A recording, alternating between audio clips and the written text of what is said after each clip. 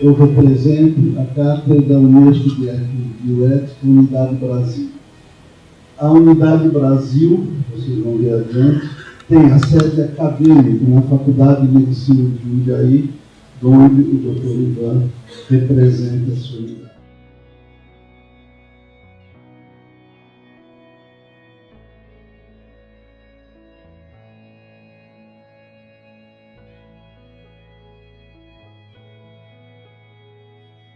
No ano passado, eu, junto com o Dr. Décio Altinari, nós montamos a unidade Faculdade de Ciências Médicas de São Paulo. Infelizmente, o Dr. Décio, por motivos de saúde, não pôde comparecer, o que seria extremamente importante e interessante, que traria uma ideia mais artística sobre as funções de uma unidade de ecobioética, mas infelizmente não podemos.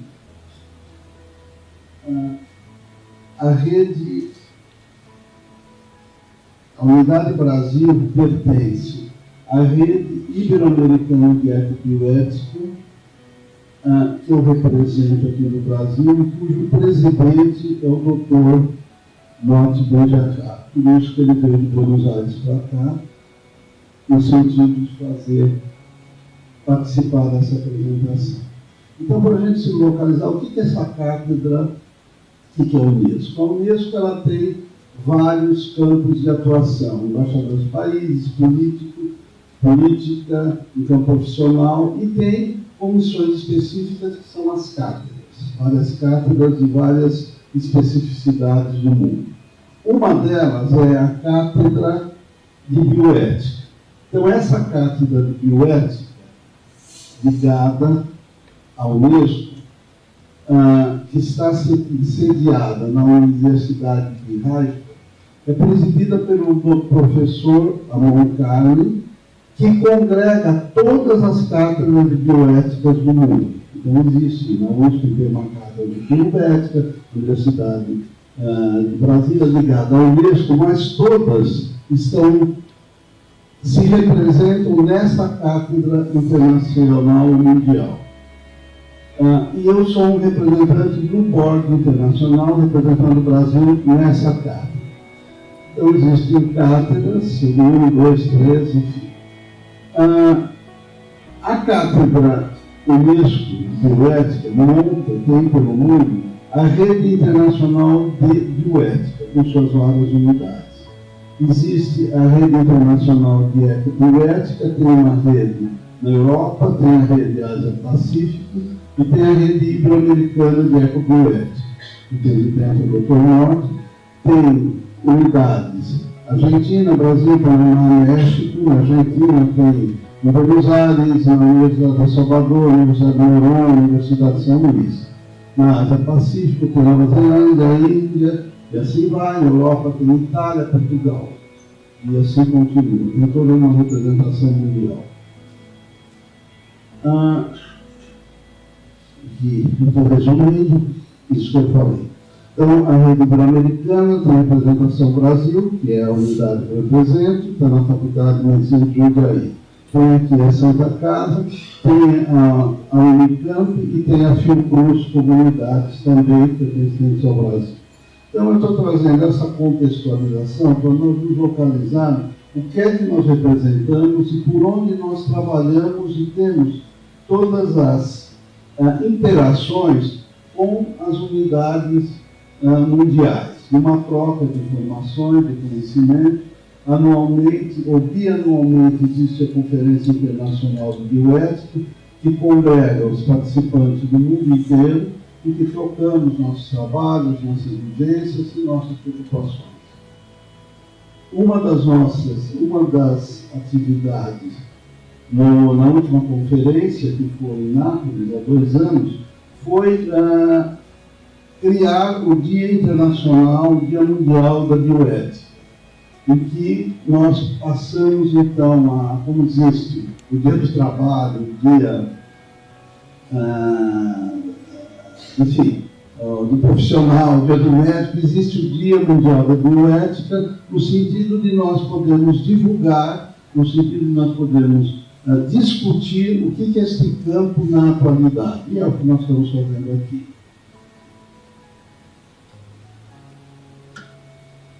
Então, a minha ideia é apresentar agora a origem da bioética, como é que ela funciona, por que é que ela existe.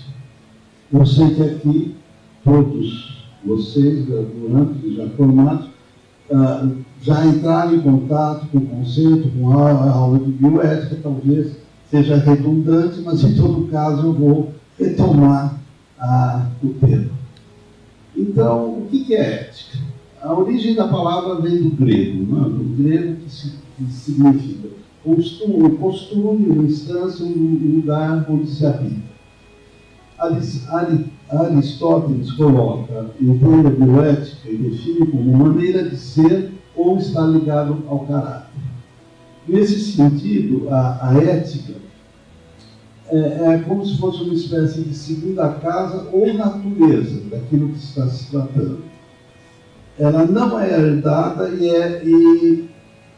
como a herança biológica. Então, dessa concepção se depende que uma pessoa poderá moldar, forjar ou construir seu modo de ser ou ethos. Quer dizer, aqui nós podemos pensar um pouco na questão da personalidade da pessoa que incorpora e desenvolve a sua ética. Né?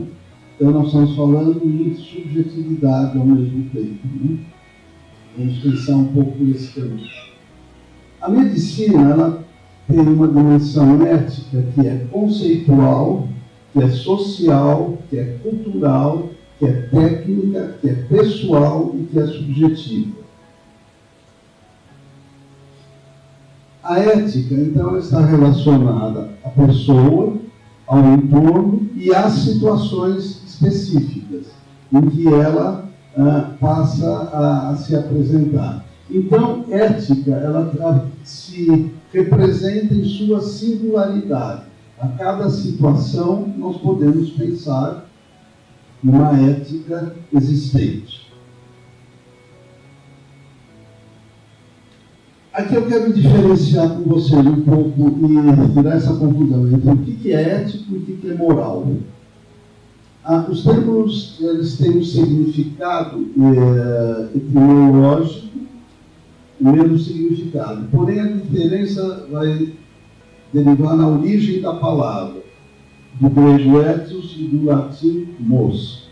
A moral inclui sempre um sentido de um valor absoluto. Então, nós temos de moral uma declaração normativa. É uma afirmação que contém termos tais como dever, mal, bom, correto, incorreto, obrigatório, permitido. Então, a moral, ela julga.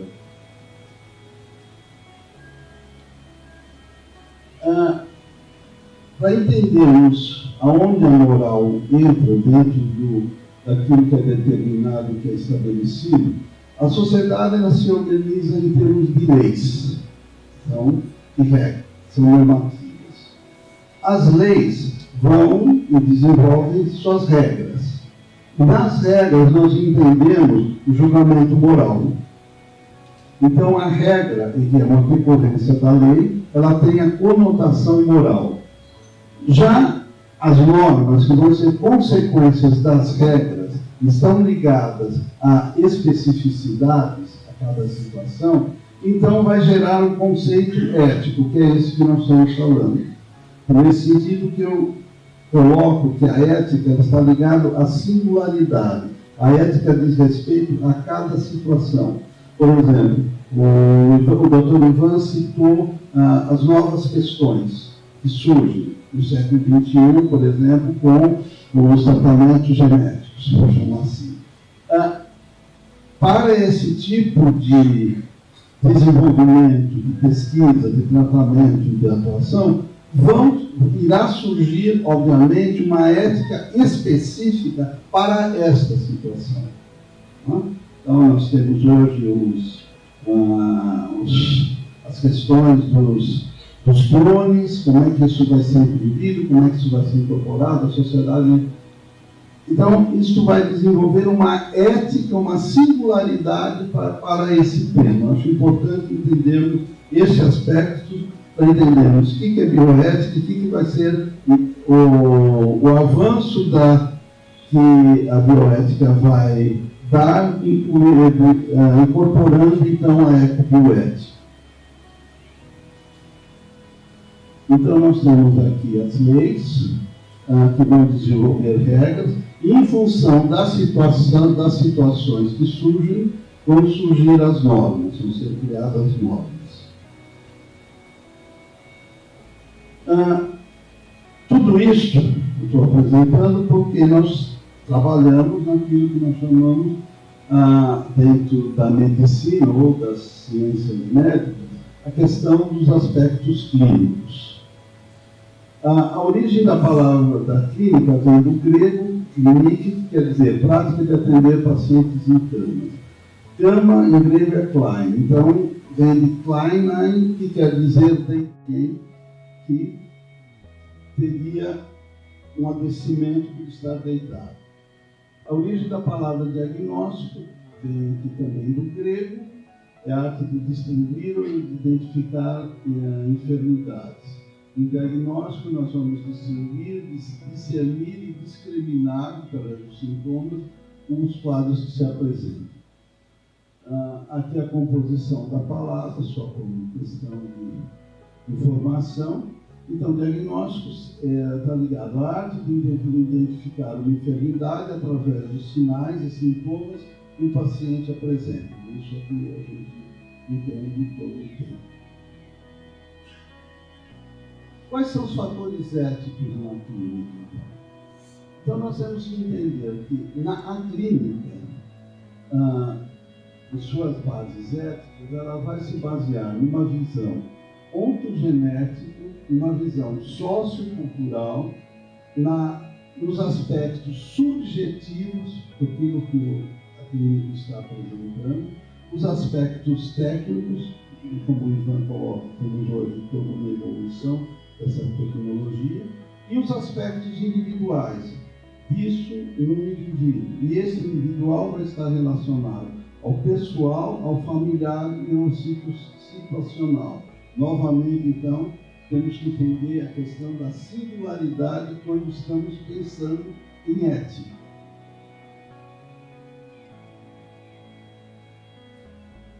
O conceito de bioética ele foi montado por autores americanos, Ivan Porter, André Hellinger e Sargent Shriver. Isso foi moldado em Washington e foi baseado em cima de uma das organizações hospitalares. Então, a bioética ela vem dentro dos hospitais e, a partir daí, ela é departamentalizada pela cirurgia, pela clínica, pelas diferentes especialidades. Porém, nos estudos que antecedem isso, o Dr. Morte vai trazer para retomar, este autor, Jahar, em 1927, falava de um conceito amplo em termos de bioética, não falava em bioética, falava de um conceito amplo em termos de saúde, que é o que nós aqui desenvolvemos pela ecobioética. Então, o Jahar trouxe o termo bioético ao falar de ética global. Então, ele fala de uma saúde global, de um todo. O que, no campo da bioética, nós estamos falando, a partir de 1970, nós estamos falando só de questões das relações médico-paciente, as decisões éticas ligadas ao contexto da instituição de saúde e relacionadas às leis. Não é esse conceito ético de uma ética global. Não estamos falando de saúde global. Estamos falando de saúde no sentido de enfermidade, não de saúde em termos de qualidade de vida. Que já é uma diferença, um divisor de águas. Então, a bioética está ligada aos tratamentos médicos e suas relações legais. Está ligada à saúde no sentido de tratar doenças e enfermidades. O que aconteceu no tempo? Esses princípios eles terminaram reduzidos a legislações aplicadas aos relacionamentos comerciais, indústria farmacêutica, por exemplo, de equipamento, próteses e a seguradora, e perderam o seu sentido. Então, saúde mental, nesse sentido, se tornou refém de protocolos instituídos pelas regras, no caso, mercadológicas, ditadas pela globalização, que muitas vezes utilizam as próprias instituições acadêmicas para essa finalidade. O que nós queremos dizer? Que esses protocolos, eles não são feitos, em sua grande maioria, por um corpo médico especializado. Eles são feitos por funcionários que vão ao preços de tais medicamentos, interesses dessa ou daquela situação. Nesse sentido, então, perdeu-se um pouco o caminho do que seria a bioética. Não? E ela fica prisioneira desse caminho.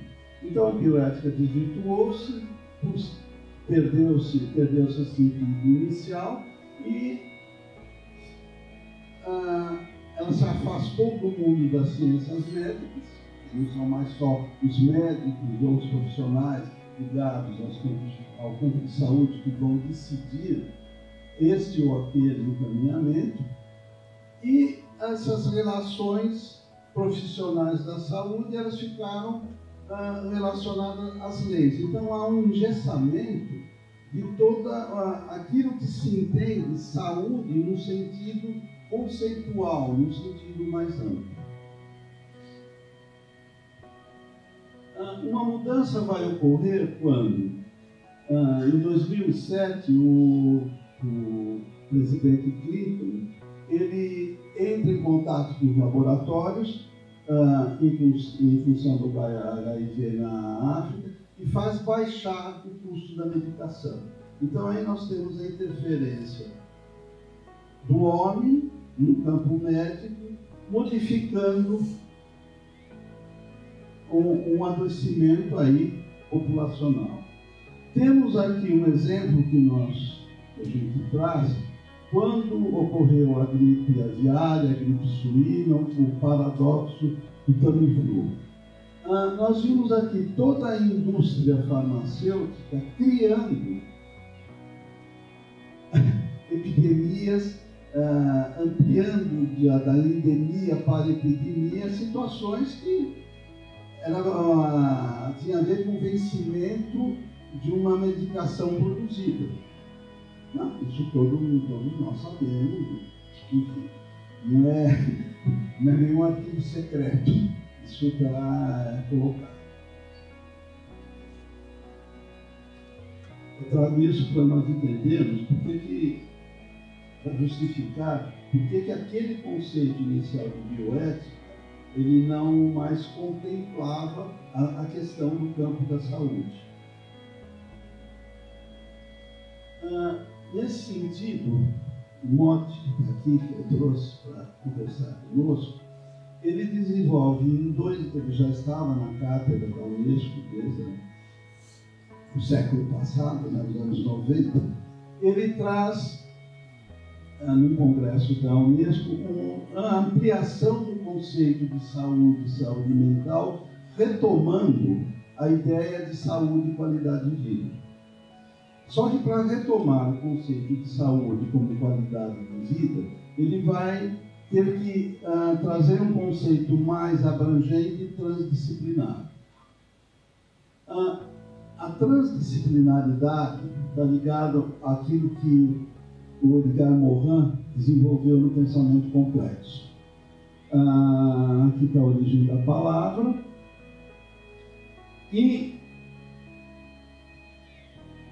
este conceito de transdisciplinaridade, ou conceito da complexidade, provoca uma mudança de paradigma no campo da saúde e saúde mental. Então, os princípios devem ser aplicados de forma global e sistêmica, considerando as diferentes necessidades que interligam simultaneamente para proporcionar a existência saudável dos seres humanos no mundo que nos rodeia. Então, aqui nós não estamos falando mais de saúde como doença. Nós estamos falando de saúde como qualidade de vida, um direito do ser humano, um direito da humanidade, né? Um direito de ter a sua saúde qualificada. Então, a ecobioética se estrutura através do conceito relacional da bioética tradicional, com as novas tendências formuladas pela própria Unesco, incluindo com a inclusão dos ecossistemas baseadas em desenvolvimento sustentável. O Benyacar continua, a ecobioética então irá confrontar, como o Jahar coloca em 1927, as relações do homem com o próprio homem, assim como do homem com seu meio ambiente, no meio ambiente que ele vive, incluindo-se não só animais e vegetais e minerais, como também fenômenos geofísicos, para promover um desenvolvimento saudável, amparados no seu tempo e sustentável. Por exemplo, fenômenos geofísicos, nós estamos convivendo com furacões, com terremotos agora, nessas semanas. Todos esses aspectos dizem respeito ao campo ecobioético e em relação à saúde. Ele prossegue e a ecobioética então propõe ir além de uma disciplina apoiada em medicina e direito, aí incorpora o conceito da complexidade de Morin, para assumir uma postura de integração entre todas as disciplinas que participam na vida das pessoas. Então, saúde quer dizer economia, quer dizer política, quer dizer educação, quer dizer ecologia, quer dizer filosofia, quer dizer psicologia, urbanismo, comunicação, enfim, tudo aquilo que o ser humano necessita como uma base de sustentação significa saúde. Então, saúde não é a doença, né? O contexto de saúde mental passa a ser compreendida como parte integrante e essencial da disciplina de ecobioética, com um papel permanente a desempenhar frente ao homem plenamente saudável. Então, é esse o sentido da modificação, o que nós entendemos e por que falamos hoje em uma ética baseada em conceitos ecobioéticos.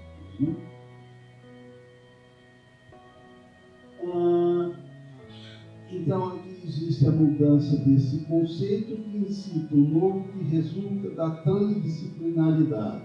Então, Morin coloca que na trama da complexidade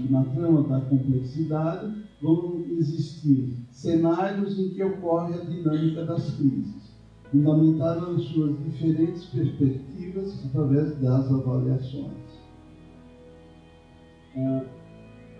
A mudança que ocorre no Morin e na própria medicina, que inicialmente a medicina ou a ciência estavam equipes multidisciplinares, então se reuniam médicos, profissionais de saúde, psicólogos, economistas, para discutir. Cada um falava do seu lugar. Depois passou-se a questão da interdisciplinaridade. Além de cada um falar do seu lugar, discutia-se a saúde, ou o tema que fosse, mas ainda não um projeto integrado, em que saísse uma resultante, uma ação para isso. E no conceito ecobioético ou da transdisciplinaridade, esses profissionais vão desenvolver projetos integrados. Então essa é a grande mudança. Hoje nós trabalhamos com um projeto em que, se eu tenho que entender a saúde, eu tenho que ter a política, a economia, a educação integradas para poder desenvolver um projeto de ação.